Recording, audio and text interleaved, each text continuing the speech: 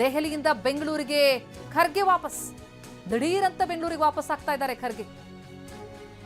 ಮತ್ತೆ ನಾಳೆ ದೆಹಲಿಗೆ ತೆರಳುತ್ತಾರೆ ಐಸಿಸಿ ಅಧ್ಯಕ್ಷ ಮಲ್ಲಿಕಾರ್ಜುನ್ ಖರ್ಗೆ. ಬೆಂಗಳೂರು ಟು ಡೆಲ್ಲಿ, ಡೆಲ್ಲಿ ಟು ಬೆಂಗಳೂರು ಓಡಾಡ್ತಾ ಇದ್ದಾರೆ ಐಸಿಸಿ ಅಧ್ಯಕ್ಷರು. ನಾಳೆಗೆ ರಾಹುಲ್ ಗಾಂಧಿ ಜೊತೆ ಚರ್ಚೆ ನಡೆಸುವಂತಹ ಸಾಧ್ಯತೆ ಇದೆ. ರಾಜ್ಯ ರಾಜಕೀಯ ಬೆಳವಣಿಗೆ ಬಗ್ಗೆ ಮಾತುಕತೆಯಾಗೋ ಸಾಧ್ಯತೆ ಇದೆ. ಸುರ್ಜೇವಾಲಾ ವೇಣುಗೋಪಾಲ್ ಜೊತೆಯೂ ಕೂಡ ನಾಳೆ ಚರ್ಚೆಯಾಗೋ ಸಾಧ್ಯತೆ ಇದೆ. ಸುರ್ಜೇವಾಲಾ ವೇಣುಗೋಪಾಲ್ ಜೊತೆಗಿನ ಚರ್ಚೆಯ ಬಳಿಕ ರಾಹುಲ್ ಗಾಂಧಿ ಅವರನ್ನ ಮಲ್ಲಿಕಾರ್ಜುನ್ ಖರ್ಗೆ ಭೇಟಿಯಾಗೋ ಸಾಧ್ಯತೆಗಳು ಕಂಡು ಬರ್ತಾ ಇದೆ. ಸಾಕಷ್ಟು ಬೆಳವಣಿಗೆಗಳಾಗ್ತಾ ಇದ್ದಂತೆ ಬೆಂಗಳೂರಿಗೆ ಬಂದಿದ್ರು, ಮತ್ತೆ ಡೆಲ್ಲಿಗೆ ಹೋದ್ರು, ಮತ್ತೆ ವಾಪಸ್ಸು ಬೆಂಗಳೂರಿಗೆ ಬರ್ತಿದ್ದಾರೆ.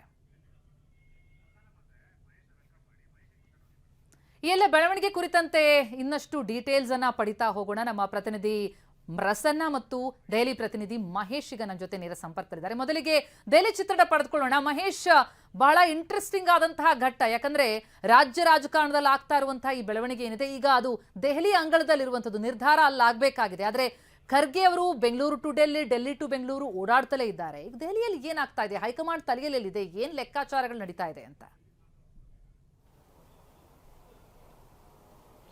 ಪ್ರತಿಮಾ, ಖಂಡಿತ ನಿನ್ನೆ ಖರ್ಗೆ ಅವರು ದೆಹಲಿಗೆ ಬಂದಿರುವಂಥದ್ದು. ಬಂದಂಥ ಹಿನ್ನೆಲೆಯಲ್ಲಿ ಏನು ರಾಹುಲ್ ಗಾಂಧಿ ಅವರನ್ನ ಭೇಟಿ ಮಾಡಿ ಮಹತ್ವದ ಮಾತುಕತೆ ನಡೆಸುವಂಥ ಸಾಧ್ಯತೆ ಇದೆ ಅನ್ನೋ ಮಾತುಗಳು ಕೇಳಿ ಬರ್ತಾ ಇತ್ತು. ಆದರೆ ಇವತ್ತು ಸಂಜೆ ವಾಪಸ್ ಬೆಂಗಳೂರಿಗೆ ಬರುವ ಸಾಧ್ಯತೆ ಇದೆ ಅನ್ನೋದು ಕೂಡ ಗೊತ್ತಾಗ್ತಾ ಇರುವಂಥದ್ದು. ಅಂದರೆ ಏನೋ ಒಂದು ಮದುವೆ ನಿಮಿತ್ತ ಕಾರ್ಯಕ್ರಮದ ಹಿನ್ನೆಲೆಯಲ್ಲಿ ಬೆಂಗಳೂರಿಗೆ ಖರ್ಗೆ ಅವರು ಬರ್ತಾ ಇದ್ದಾರೆ. ಇವತ್ತು ರಾತ್ರಿ ಬೆಂಗಳೂರಿಗೆ ಬಂದಂಥ ಖರ್ಗೆ ಅವರು ಮದುವೆ ಮುಗಿಸಿ ನಾಳೆ ಬೆಳಗ್ಗೆ ಮತ್ತೆ ದೆಹಲಿಗೆ ಬರುವಂಥ ಸಾಧ್ಯತೆ ಇದೆ. ಯಾಕಂದ್ರೆ ನಾಳೆ ಮಧ್ಯಾಹ್ನ ಸುಮಾರಿಗೆ ಏನು ದೆಹಲಿಗೆ ತಲುಪಿ ತದನಂತರ ಏನು ಸುರ್ಜೇವಾಲಾ ಮತ್ತೆ ಕೆ.ಸಿ. ವೇಣುಗೋಪಾಲ್ ಜೊತೆ ಸಭೆ ಕೂಡ ಮಾಡ್ತಾರೆ ಅನ್ನೋದು ಕೂಡ ಇರುವಂಥದ್ದು. ಇದಾದ ನಂತರ ಮತ್ತೆ ರಾಹುಲ್ ಗಾಂಧಿ ಅವರನ್ನ ಭೇಟಿ ಮಾಡಿ ರಾಜ್ಯದ ಬೆಳವಣಿಗೆಗಳ ಬಗ್ಗೆ ಒಂದಷ್ಟು ಮಾಹಿತಿ ನೀಡಿ ತದನಂತರ ಇದೆಲ್ಲ ಬೆಳವಣಿಗೆಗಳಾಗುವಂಥ ಲಕ್ಷಣಗಳು ಕೂಡ ಗೋಚರಿಸ್ತಾ ಇರುವಂಥದ್ದು. ಪ್ರಮುಖವಾಗಿ ಈಗಾಗಲೇ 2 ರಿಂದ 3 ದಿನಗಳ ಕಾಲ ಅಷ್ಟರೊಳಗಡೆ ಇದೆಲ್ಲ ಮುಗಿಯುತ್ತೆ. ಅಂದರೆ ನಾಯಕತ್ವ ವಿಚಾರ ಇರ್ಬೋದು, ಸಚಿವ ಸಂಪುಟ ಪುನರ್ರಚನೆ ವಿಸ್ತರಣೆ ವಿಚಾರವಾಗಿ ಸಾಕಷ್ಟು ಬೆಳವಣಿಗೆ ರಾಜ್ಯದಲ್ಲಿ ಆಗ್ತಾ ಇದ್ರು ಕೂಡ ಇದು ಎಲ್ಲ ಒಂದು ಕಡೆ ತಡವಾಗುವಂಥ ಲಕ್ಷಣಗಳು ಕಾಣ್ತಾ ಇರುವಂಥದ್ದು. ಯಾಕಂದರೆ ಏಕಾಏಕಿ ಖರ್ಗೆ ಅವರು ನಿರ್ಧಾರ ಕೈಗೊಳ್ಳೋದಕ್ಕೆ ಹಿಂದೇಟ್ ಆಗ್ತಾ ಇರುವಂಥದ್ದು. ಅದು ನೇರವಾಗಿ ರಾಜ್ಯದ ಉಸ್ತುವಾರಿಗಳಾದಂಥ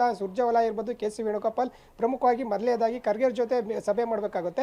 ಈ ಸಭೆಯ ನಂತರ ಆ ವರದಿಯನ್ನು ರಾಹುಲ್ ಗಾಂಧಿಗೆ ತಲುಪಿಸಬೇಕಾಗುತ್ತೆ. ಇದ ನಂತರ ರಾಹುಲ್ ಗಾಂಧಿ ಸೂಚನೆ ಮಾರಿಗೆ ಬಳಿಕ ಈ ಒಂದು ಮುಂದುವರಿದಂಥ ಲಕ್ಷಣಗಳು ಕೂಡ ಇರುವಂಥದ್ದು. ಅಂದರೆ ಕನಿಷ್ಠ 3 ರಿಂದ 4 ದಿನಗಳು ಇಡುವಂಥ ಸಾಧ್ಯತೆ ಇರುವಂಥದ್ದು. ಇದಾದಂಥ ನಂತರ CM ಮತ್ತು DCM ಅವ್ರನ್ನ ದೆಹಲಿಗೆ ಕರೆಸುವಂಥ ಸಾಧ್ಯತೆ ಇರುವಂಥದ್ದು. ಅಂದರೆ ಮೊದಲನೇದಾಗಿ ಇವ್ರೇನು ಸಭೆ ಮಾಡ್ತಾರೆ, ಆ ಸಭೆಯಲ್ಲಿ ಆಗುವಂಥ ಮಾಹಿತಿ ಇರುವಂಥದ್ದು ಮತ್ತು ರಾಜ್ಯದಲ್ಲಿ ಆಗ್ತಾ ಇರುವಂಥ ಬೆಳವಣಿಗೆಗಳ ಬಗ್ಗೆ ಸಂಪೂರ್ಣವಾಗಿ ವರದಿ ತಯಾರಿಸಿ ರಾಹುಲ್ ಗಾಂಧಿ ಸೂಚನೆ ಮೇರೆಗೆ ತದನಂತರ CM DCM ಅವ್ರನ್ನ ಕರೆಸಿ ಮಾತಾಡುವಂಥ ಲಕ್ಷಣಗಳು ಇರುವಂಥದ್ದು. ಇದು 2 ರಿಂದ 3 ದಿನಗಳ ಕಾಲ ಮುಂದುವರಿಯುವಂಥ ಸಾಧ್ಯತೆ ಇರುವಂಥದ್ದು. ಅಂದರೆ ಈಗ ಅವರು ಕಾರ್ಯಕ್ರಮದ ನಿಮಿತ್ತ ಬೆಂಗಳೂರು ಟು ಡೆಲ್ಲಿ, ಡೆಲ್ಲಿಯಿಂದ ಬೆಂಗಳೂರು ವಾಪಸ್ ಆಗ್ತಾ ಇರುವಂಥ ಹಿನ್ನೆಲೆಯಲ್ಲಿ ಇದು ಲೇಟ್ ಆಗುವಂಥ ಲಕ್ಷಣಗಳು ಕೂಡ ಇದೆ. ಆದರೆ ಅಲ್ಟಿಮೇಟ್ಲಿ ಶನಿವಾರ ಅಥವಾ ಭಾನುವಾರದೊಳಗಡೆ ಈಗೇನು CM ಬದಲಾವಣೆ ಆಗಿರ್ಬೋದು ಮತ್ತು ಸಚಿವ ಸಂಪುಟ ಪುನರ್ರಚನೆ ವಿಸ್ತರಣೆ ಬಗ್ಗೆ ಅವತ್ತು ಅಂತಿಮ ಹಂತಕ್ಕೆ ಬರುವಂಥ ನಿರ್ಧಾರ ಆಗುವಂಥ ಲಕ್ಷಣಗಳು ಇರುವಂಥದ್ದು. ಪ್ರತಿಮಾ, ಎಸ್ ಮಹೇಶ, ಸಂಪರ್ಕದಲ್ಲಿರಿ. ಇನ್ನು ರಾಜ್ಯದಲ್ಲಿ ಏನಾಗ್ತದೆ ಅನ್ನೋದ್ರ ಬಗ್ಗೆ ಗಮನಿಸ್ತಾ ಹೋಗೋದಾದ್ರೆ ಎಲ್ಲಾ ಬೆಳವಣಿಗೆ ಮಧ್ಯೆ DK ನಿವಾಸದಲ್ಲಿ ಪೂಜೆ.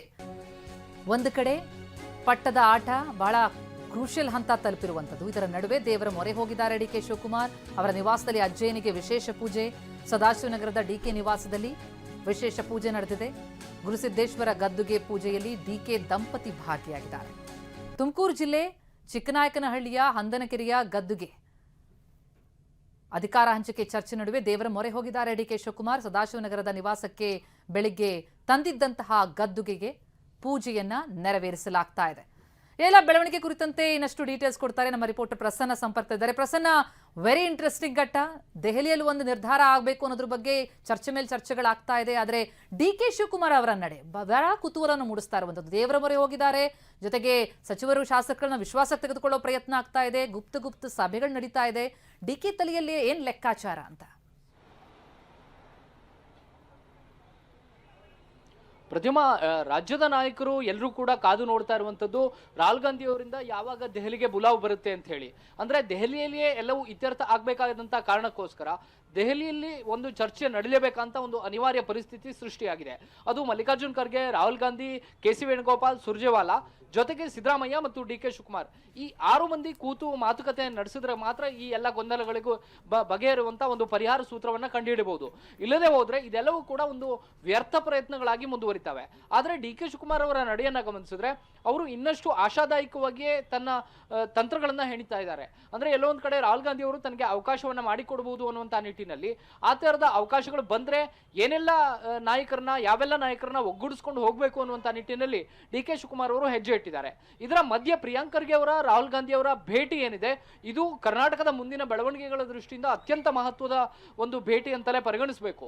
ಯಾಕೆಂದ್ರೆ ಒಂದು ನ್ಯೂಟ್ರಲ್ ಆದಂತಹ ಅಭಿಪ್ರಾಯವನ್ನ, ಅನ್ಬಯಾಸ್ ಆಗಿರುವಂತಹ ಅಭಿಪ್ರಾಯವನ್ನ ಪ್ರಿಯಾಂಕ್ ಖರ್ಗೆ ಅವರು ರಾಹುಲ್ ಗಾಂಧಿ ಅವರ ಮುಂದೆ ಇಟ್ಟಿದ್ದಾರೆ. ಅಂದ್ರೆ ಮುಂದಿನ ರಾಜಕೀಯ ದೃಷ್ಟಿಯಿಂದ ಯಾವ ರೀತಿಯ ನಿರ್ಧಾರವನ್ನು ತೆಗೆದುಕೊಂಡ್ರೆ ಸೂಕ್ತ ಅನ್ನುವಂಥದ್ದನ್ನ ರಾಹುಲ್ ಗಾಂಧಿ ನಿರ್ಧಾರ ಮಾಡೋದ್ರ ಹಿಂದೆ ಪ್ರಿಯಾಂಕ್ ಖರ್ಗೆ ಅವರ ಈ ವರದಿ ಕೂಡ ಅತ್ಯಂತ ಇಂಪಾರ್ಟೆಂಟ್.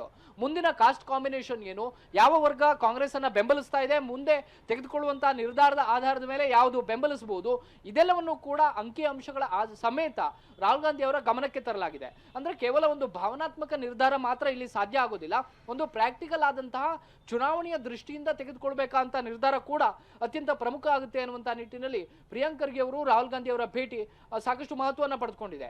ಅದಾದ ಬಳಿಕ ರಾಹುಲ್ ಗಾಂಧಿ ಅವರ ಜೊತೆ ಏನ್ ಚರ್ಚೆ ಆಯಿತು ಅನ್ನುವಂಥದ್ದನ್ನ ಪ್ರಿಯಾಂಕ್ ಖರ್ಗೆ ಮುಖ್ಯಮಂತ್ರಿಗಳನ್ನು ಕೂಡ ಭೇಟಿ ಮಾಡಿ ಒಂದು ವಿವರವಾದಂತಹ ವರದಿಯನ್ನ ಕೊಟ್ಟರು. ಡಿ ಕೆ ಶಿವಕುಮಾರ್ ಅವರನ್ನು ಕೂಡ ಭೇಟಿ ಮಾಡಿ ಯಾವ ಕಾಸ್ಟ್ ಕಾಂಬಿನೇಷನ್ ಹೇಗೆ ವರ್ಕ್ ಆಗುತ್ತೆ ಅನ್ನೋ ಬಗ್ಗೆ ರಾಹುಲ್ ಗಾಂಧಿ ಅವರ ಬಳಿ ಏನ್ ಮಾಹಿತಿ ಇದೆ ಅನ್ನುವಂಥದ್ದನ್ನು ಕೂಡ ಡಿ ಕೆ ಶಿವಕುಮಾರ್ ಅವರ ಗಮನಕ್ಕೆ ತಂದ್ರು. ಅದಾದ ಬಳಿಕ ಡಿ ಕೆ ಶಿವಕುಮಾರ್ ಅವರು ಸತೀಶ್ ಜಾರಕಿಹೊಳಿ ಅವರನ್ನ ಭೇಟಿ ಆಗ್ತಾರೆ, ಮಾತುಕತೆಯನ್ನ ನಡೆಸ್ತಾರೆ.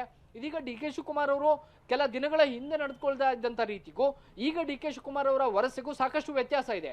ಡಿ ಕೆ ಶಿವಕುಮಾರ್ ಇದೀಗ ಎಲ್ಲರನ್ನೂ ವಿಶ್ವಾಸಕ್ಕೆ ತೆಗೆದುಕೊಂಡು ಹೋಗುವಂತ ಒಂದು ವಿಶ್ವಾಸದ ಮಂತ್ರವನ್ನ ತನ್ನ ತಂತ್ರವನ್ನಾಗಿ ಮಾಡ್ಕೊಂಡಿದ್ದಾರೆ. ಕೆ.ಜೆ. ಜಾರ್ಜ್ ಅವ್ರನ್ನ ಮಾತುಕತೆ ಮಾಡಿದ್ರು. ಕೆ.ಜೆ. ಜಾರ್ಜ್ ಅವರಿಗೆ ಎಲ್ಲ ಹಳೆಯ ದಿನಗಳನ್ನ, ಇತಿಹಾಸವನ್ನ ನೆನಪಿಸಿಕೊಡುವಂತ ಕೆಲಸವನ್ನ ಮಾಡಿದ್ರು. ಈಗ ಸತೀಶ್ ಜಾರಕಿಹೊಳಿ ಸರಿದಿ. ಹೀಗೆ ಡಿ ಕೆ ಶಿವಕುಮಾರ್ ಅವ್ರ ನಡೆ ಹೆಚ್ಚು ಕುತೂಹಲವನ್ನ ಕೆರಳಿಸ್ತಾ ಇದೆ. Pratima. Thank you Prasanna, thank you Mahesh ತಮ್ಮ ಮಾಹಿತಿಗೆ.